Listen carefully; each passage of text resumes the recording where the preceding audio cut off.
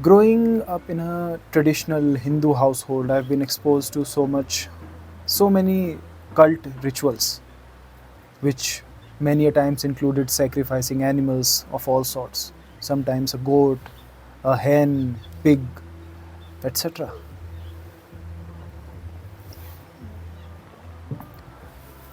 And since the very beginning of my childhood, I've been exposed to all this religious, cultural, ritual things,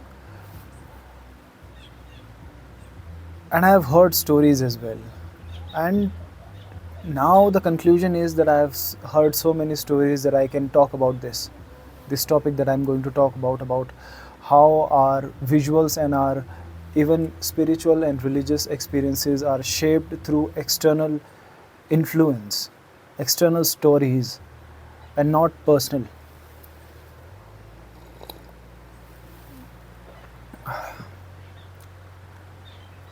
There was a time when we were very young, and along with my cousins, I used to be at my grandmother's home, and being being a being from a family of Hindus, and there are variety of Hindus, there are castes, and every group, every community in the Hindu religion performs a different sort of ritual according to their own beliefs and faiths. And so occasionally we used to have a sort of prayer at our grandmother's home, which included cooking meat and sweets, all sort of things. And we used to, you know, put all of that food in front of the idols. There was fire, and there used to be a priest, a common local priest, who used to perform this ritual. And they used to act weird, in my understanding, that they used to act possessed by a superior entity, and they acted in a way that usually terrified children. And since we were children, myself and my brothers, my cousins, etc., we used to get terrified. And so we, at that particular time in the night when the prayer was going on, we used to go to the terrace and spend our time telling stories to each other, horror stories, making them feel like they were our own personal experiences. And we used to get terrified of all those stories. And apart from me, many of my cousins felt difficulty in sleeping all those nights. And the stories we heard shaped our belief system, shaped our faith into some particular things, some entities, some supernatural powers. And I'm going to be dive deep into the details of it in this video.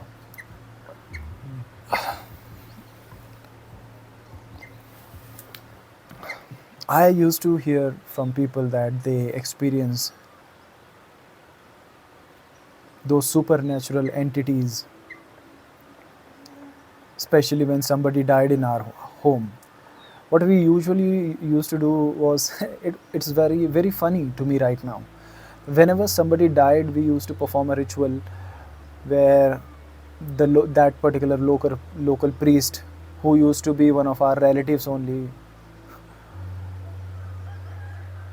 after the cremation, in Hindu religion, we put fire on the dead body as a form of ritual, as a form of cremation. So after that, when we all used to get back to our homes, our grandfather's home, grandmother's home, so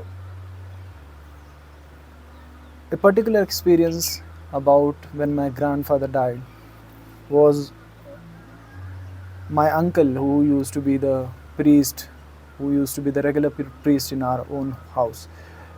He performed a ritual where we brought up the ashes, the still hot ashes, to the home and spread it in the room of the person who had died. And we used to put some idols, etc., and some sort of, you know, some sort of Ouija board, make figures, etc. I will not be able to define that, explain it in detail. I'm not sure, I don't even remember that. But the belief was that on that ash that has been spread on the floor, the dead person will be reborn and will walk on that ash, and the footprints will be left there. And the footprints would be of a child, because the dead person's soul is born again as a child. And so when we used to wake up the next day, we saw that those ashes had those footprints, those little footprints.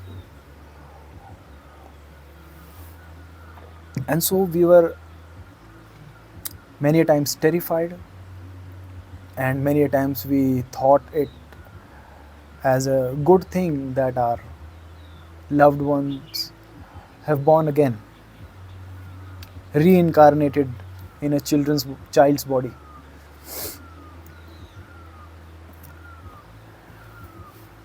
Years later, when my grandmother died, I was much aware, my cousins were much aware, and so we looked through what our elders were doing. The same ritual happened when my grandmother died just 6 years ago. My grandfather died in 2009. My grandmother died in 2020. So by that time we were mature enough to see through what is going on. And surprisingly, we noticed that whenever that ritual was being performed, the night of that ritual, when everybody was supposed to sleep in their beds and do not move and do not even go to the washroom for a loo, that time I understood that only the priest had the access to wake up and walk around and do whatever they wanted. And so earlier when we were children, we used to go to sleep because we were afraid, and the elders were able to convince us, because they were also convinced that this happens. So they also went to sleep, we also went to sleep. But this time when my grandmother died, we kept waking up, because our faith, our belief system has entirely developed into a new religion. I would talk about that as well. So basically, my family, my nuclear family, my father and mother had converted into Christianity from Hinduism after the death of my grandfather. So we didn't believe in that, but we let those priests and my uncle and the village do what rituals they were supposed to do, because they are still Hindus and only our family was converted. So we took participation in that ritual, but silently. And so when I was waking up, I saw that uncle, the priest uncle. He went into the room of my grandmother where the ashes were spread, and he went out. And in the next morning, we saw that they were again those footprints. And it was clear. It was not clear at that moment, but years ago when we have shifted our faith to another thing. But in Christianity also, this supernatural thing is discussed, and we used to be, by the time we were converted into Christianity, we did not believe it as the reincarnation of our grandparents. We started believing it as a work of Satan, that through these rituals we are worshipping Satan, and he's the one that has taken the incarnation in the form of a child. And so again the belief system developed into something else. But in 2020, my brother, had turned fully into atheists. And we looked at it, that my priest uncle walked out of the room, and the next morning the footprints were there. And it was clear. But I'm talking about all those years when we did not question, when our faith, our belief system had not developed or converted, or even questioned by ourselves. That was the time when we believed into everything that was told to us through stories, through actions, through you know planned performances. And now everything was clear to me. Coffee makes you burp a lot. I don't know why. I just had my breakfast.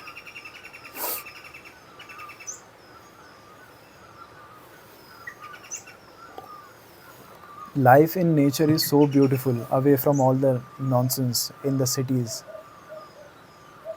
Cities are nonsense, I would say, because it drags you away from your true nature and beauty in the world.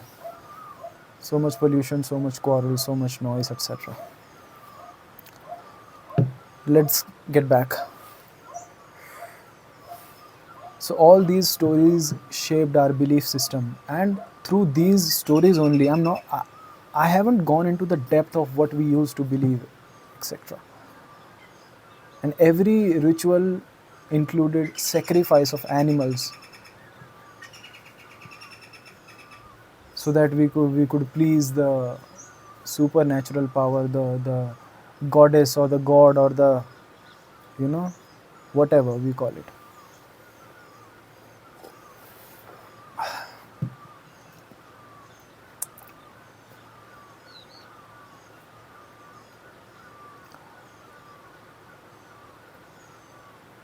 I have heard so many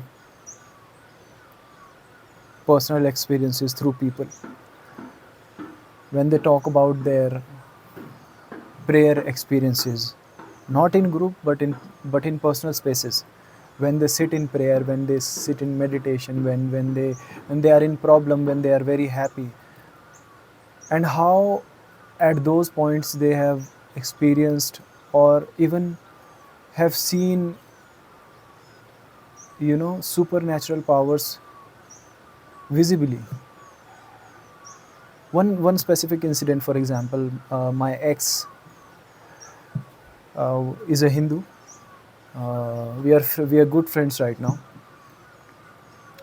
So she's a firm believer in the Hindu god Krishna, and her personal experiences are related to it. When she faced a downfall in her life, she relied emotionally on prayers, and she used to pray to the god Krishna. And through stories and through consumption of external material, she has made an identification with that figure. And recently she told me, the last year only, that whenever something bad is going to happen, and when she is saved after prayers from that incident, she usually encounters or visualizes, not visualize, in reality encountered a peacock feather, because the peacock feather is closely related to the god Krishna. And at that point of time, I was a atheist, of course, since 2016. So last year was 2025 in the beginning, and so I thought it's okay, I should just listen and let it go. What harm? But the last year was very evidently problematic for me. Not because of her, because we had already broke up by that time when my I would say downfall came. In the middle of 2025, I was so involved in reading spiritual books, and when I was researching about what book could I read so that I could ground myself in the spirituality, I came across this very good book called The Autobiography of Paramahansa Yogananda. And in that book, through the journey, when I read that book, I deliberately took a month to read that book, whereas it was a week reading. But I kept myself stuck with the chapters because I loved those things. It gave me so much motivation and so much strength to go through all the tough phases that I was in that time.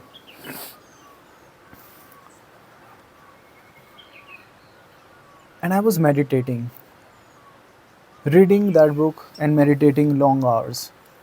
But I was finding it difficult to sit in meditation, not sitting, but to experience something. Physically, I have reached to a state where I could sit an hour or more than that, uh, calmly into meditation without moving my body a little bit even. But the experiences that were shared in that book, I was far away from those experiences. And so I thought, what is it that I'm doing wrong? But in one chapter, it was mentioned that in the beginning of your meditation phase, when you're trying to become an expert, in the beginning of that phase, when you have reached a state of calmness, a peace in your mind, and that you are away from thoughts and physical disturbances, you see light. When you're focusing on the middle of your eyebrow, you see the cosmic light. And from that moment, I kept reading that particular paragraph. And from day zero, I started having those visuals of the cosmic lights, the exact way it was framed in the paragraph. And that is how my spiritual experience got shape.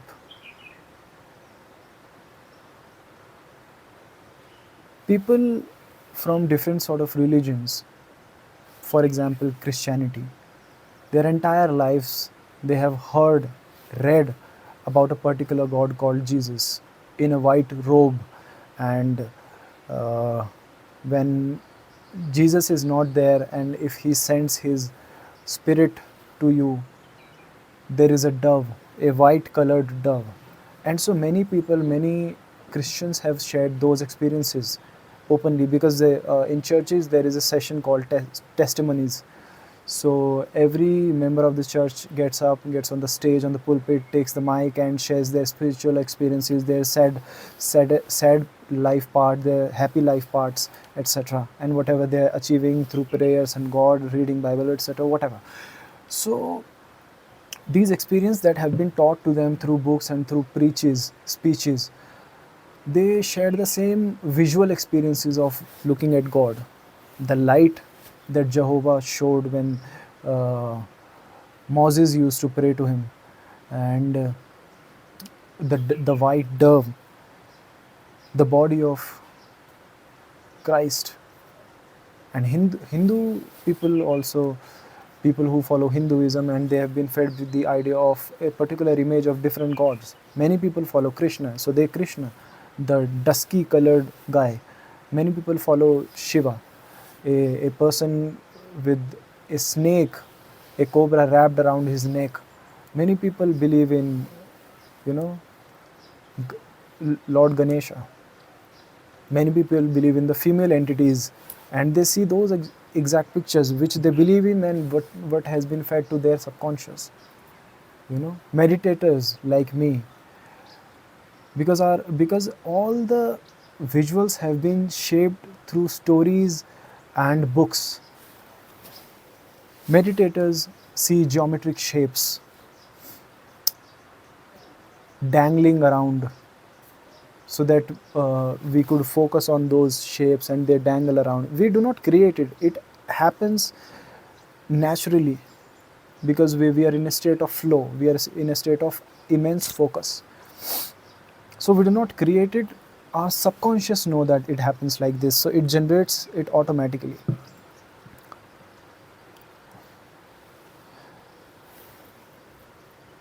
And why do not a single Hindu experiences God in the form of Jesus Christ or a dove? And why does not a single Christian experience or see an image of Krishna, Shiva, or Ganesh, etc.? Why do Muslims do not see any image? Why do they only see a light or a guiding sound, a guiding voice from the God Himself? Because because in their religion, visualization of any sort of idol is restricted and prohibited, and so they do not see any idol and they do not see any image, any human image or any animal image, etc. They hear a voice of God. How come all these experiences are different but altogether points towards the same thing, that all these experiences that we feel personally are shaped through stories and speeches and books and mythology and what not? So the question is, what is the truth? Are we even shaped to feel emotions? People in churches and temples cry, and that is a natural emotion that is coming from within them. But why do they cry? Because I have heard in speeches and preaches that spiritual experiences makes you cry. So I doubt and I question that, are our emotions also shaped through stories and all those speeches? So what is the truth? Like, if everything is shaped through external sources, what exactly is it that we are experiencing through our own consciousness or our own subconsciousness in this life? What is true? And why, if we know that every religion has their own stories and every religious person has their own experiences related to the stories that they have heard throughout their lives, despite that, why do we not question the idea of experiences? And how come we are so sure that whatever we are experiencing is the only final truth? The moment I was reading that book and the moment I realized that I am also able to experience that peace, that calm, when I look at those geometrical shapes and those light that are termed cosmic, and they look like that. When you look at the universe picture, all the planets, all the different galaxies, it looks like that, exactly like that, identical, and the sounds are like that, what we hear. So even my experiences are not my personal, they have been shaped by external sources, by books and by speeches, etc. So is anything true? And what are we looking at in the universe? And what are we expecting? We are What we are expecting is what we are seeing, is what we are experiencing. The incident about my ex-girlfriend that I shared, she used to see those peacock feather because She had a mindset, she had a subconscious expectation that the god and the symbol of the god, the peacock feather, is always with her. And so, to my understanding, I am sure that this subconscious expectation about something is true. And to my understanding, this is the only truth. When we are subconsciously expecting something to happen, it does happen in reality as well. And the experiences are shared universally. So I'm not very sure about the truth of religious gods or spirituality or their experiences, but I'm pretty sure about how our subconscious mind works and how trusting and believing in the ability of my subconscious mind, I have shaped my personal reality, which is away from the reality of what books teach and what spiritual leaders or religious leaders teach.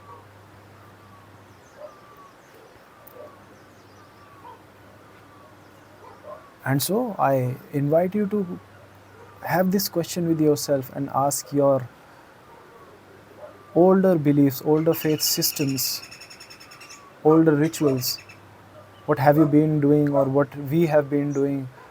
Is that the real truth, or is it just our orthodox belief that we will believe in everything what we are taught and we will not question it at any cost, despite the other religious or other spiritual person is having the same sort of experiences but which are originating from their stories? Are we going to be so rigid about that, or are we going to open our arms to the universe and accept what is the truth and let it come to us, and that we commit to us that the source will only be the whole truth and the nature and the universe and not any external source? By external, I mean not any book, not any religious guru, not any spiritual teacher, etc. Let's question things. I'll get back to you in another day, post another video tomorrow, and bring my dilemma and questioning to you so that we can question together. Because our questioning is also shared universal. Our deepest dilemmas are shared universally. So let's share. Bye.